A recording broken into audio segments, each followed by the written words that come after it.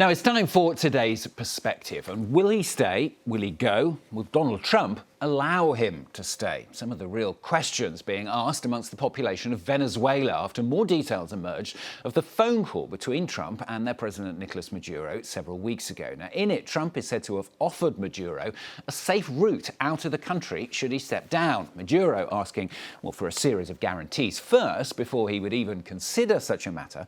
Well, we're going to discuss the latest then with Senior Research Fellow for Latin America and the US and the Americas programme at Chatham House, Christopher Sabatini joins us now. Thanks very much for being with us on the programme. In your opinion, I mean, do you think there's any chance that Nicolas Maduro will just decide to leave the country?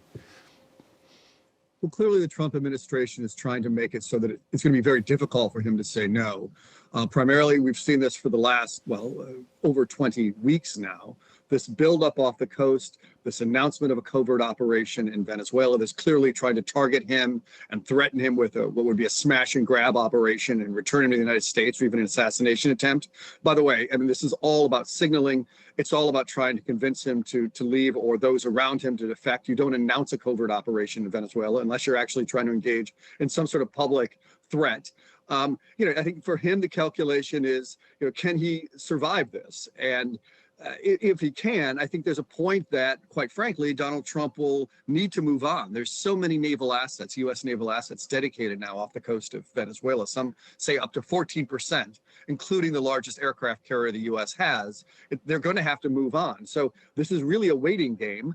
But on the other hand, Nicolas Maduro is facing pressure within his country. He's deeply unpopular. He lost an election last year that he blatantly stole.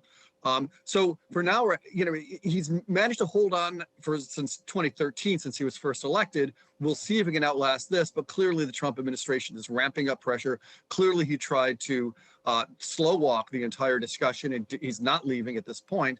We'll see where this is. This is basically a game of poker between these two men right now, and who could outlast the other. Yeah, it seems from what you're saying that you think the tactics of Donald Trump are working, including, of course, those strikes on vessels that they deem as being full of drugs. How does it fit, though, with Donald Trump's MAGA base, the America First policy? It's funny because when he first launched this effort, again, in mid-August, he was claiming this is a war on drugs and narco-terrorism. In fact, he kind of got ahead of himself recently by talking to Maduro and saying that he had to leave, which was completely off script from what he had been saying before. Others in his administration, like Marco Rubio, had been talking about regime change. Donald Trump hadn't, and by doing so was offering himself an exit ramp. If it didn't work, he could then claim, well, we've taken out a few narco-terrorists, as you're seeing in those really quite gruesome pictures of boats being exploded. Now that he's sort of committed to getting rid of Maduro, he's kind of all in right now, and he's sort of boxed himself in. So if Maduro doesn't step aside voluntarily, and if he isn't removed militarily, the question then is Donald Trump ready to engage in increasing escalation of conflict, including striking targets within Venezuela, or even, I don't think he would invade Venezuela, or even maybe sort of striking some ports and military facilities to try to incentivize Maduro to leave. But at that point, we don't know where he plans to go if Maduro refuses to go anywhere.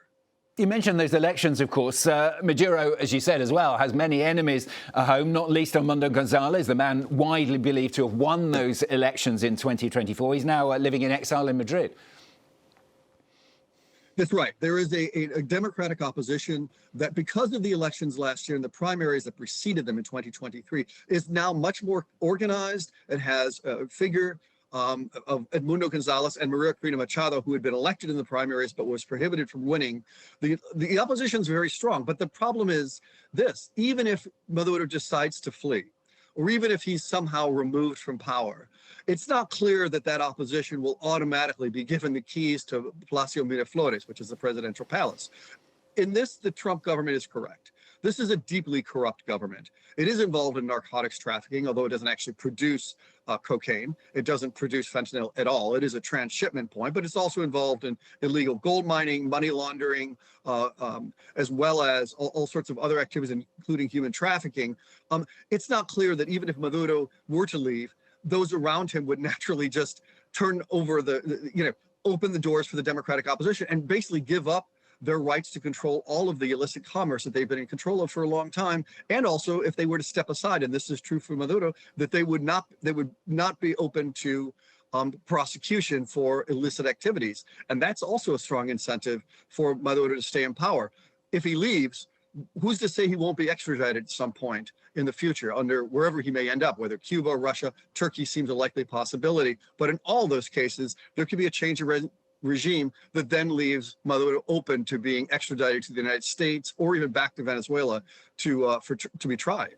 So from what you're saying then, I mean, isn't this an occasion where Donald Trump is actually right? Whatever you think about Donald Trump, the elections were obviously fake. As you say, the regime is highly corrupt. He's right, isn't he? Maduro does have to go.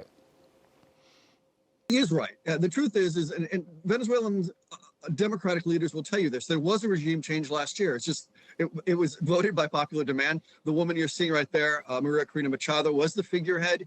Her movement, Vente Venezuela, won over close to 70% of the vote against Maduro's 30%. Venezuelan people want change. The question is the best way to facilitate that change through missiles and drone strikes, either on alleged drug boats in the Caribbean or within Venezuela, or is it better through negotiations? And we're not clear how that will happen. The truth is regime change through military intervention has a very bad track record historically, whether in Iraq, Libya, what have you. And while Venezuela is a much more peaceful and more homogenous country, the truth is there will be a lot of things to contend with. However, this is delivered. And quite frankly, again, Donald Trump is right. Maduro has to go. He should go. But the question is the risk right now of forcing that regime change through missiles and drones and not providing the development assistance that will be necessary. And remember, Donald Trump basically dissolved USAID, the U.S. Development Agency.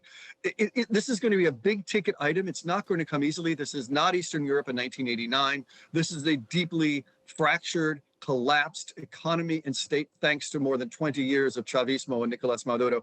And it's not going to be solved simply by a snap regime change or transition, as I think Donald Trump and Marco Rubio are hoping.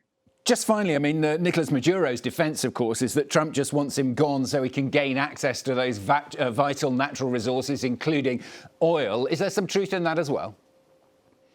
No, not at all. And the truth is there are arguments here for the reason that he is a regional threat and he is directing or overseeing a transnational criminal network, and he's an illegitimate president. But the truth is the U.S. doesn't need Venezuela's oil. In fact, the U.S. has been oil and self-sufficient since 2014.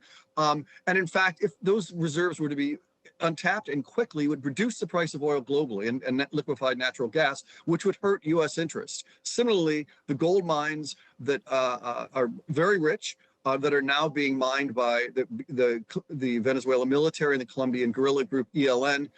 They would take a long time to purge those and get those out. This is really not about natural resources. What basically Maduro is trying to do is trot out this old hoary myth about U.S. imperialism and access to resources. This is really about the moral authority and the legitimacy and criminality of Nicolas Maduro. Christopher Sabatini, great to have you with us on the programme today. Thanks very much to you for joining us, Senior Research Fellow for Latin America, the US and the Americas programme at Chatham House. Thanks once again.